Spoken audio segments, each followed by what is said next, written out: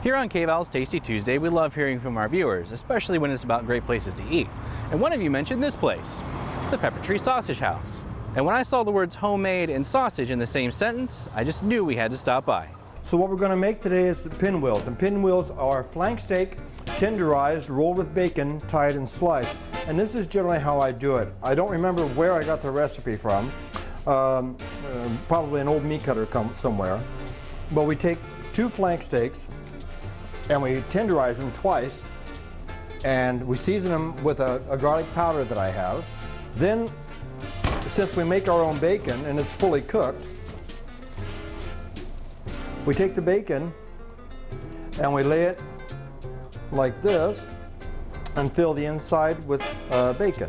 And then we take this and we roll it like this, like that. And then we take some other bacon, one that doesn't have pepper on it. So you got bacon inside and outside? Correct. Now what I'm going to do, when I get done with this, I'm going to step over right behind you and I'm going to wrap this in polyvinyl. And the reason I do this is so that the bacon will become more firm when I go to my next stop. The object is, you want the bacon, if the bacon is warm or tempered and you tie a string to it, the string will go straight to the bacon. But this way, the string stays on top of the bacon. Okay? So what I've done is tied strings evenly throughout the product itself. I'm going to cut in between the strings, and if I do it right, it comes out perfect. Then we season it with some more of the garlic pepper. We lightly pepper it. I take this on the barbecue, 8 to 10 minutes. Pan-fried broiler barbecue. It's flank steak tenderized, rolled with bacon, tied and sliced. Pan-fried broiler barbecue. Michael Campbell has been a meat cutter for a long time. I was dating a girl when I was younger, and her father was a meat cutter, and I needed a job. The first thing he had me do was clean the fat trap. That was one of my jobs. I made it through that. And then when, as I grew in the shop and did more and more things, eventually one day I tied a roast. They showed me how to do the knot and how to cinch it, and I went, yeah, I like this, you know? In 1992, he bought the Peppertree Sausage House from E.B. Lewis, who started the business back in 1982.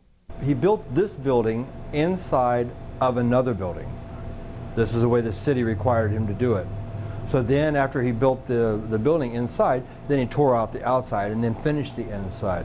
And he named it after the neighbor, a pepper tree. Today, Campbell continues the legacy. It's an art.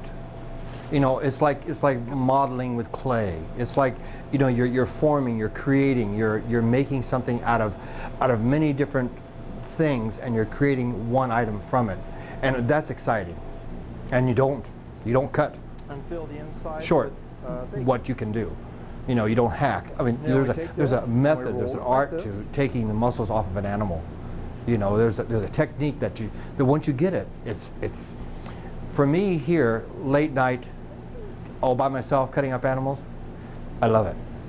Because I'm just, you know, I'm one with it. The love he has for the art has paid off. During one busy season, Campbell sent 24,000 pounds of sausage out the door in just 4 months.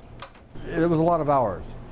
You know, I was home maybe 4 or 5 hours a day, and I was here more of that. Because not only do we make the sausage, but when guys bring me animals in, I also cut up the animals, and I bone them, and then I cut the steaks, then we grind the burger, then we make the sausage, make the jerky, make the pepperoni. He's also fond of the interaction he has with his customers. But it may not be what you expect. There you are. I'm known as a cranky wiener man. I'm known as somebody who really is, I'm busy and I don't have time to chit chat. I'm a little short, I'm a little crabby, more cranky than crabby. But that I found has brought people in because they like that realness about it.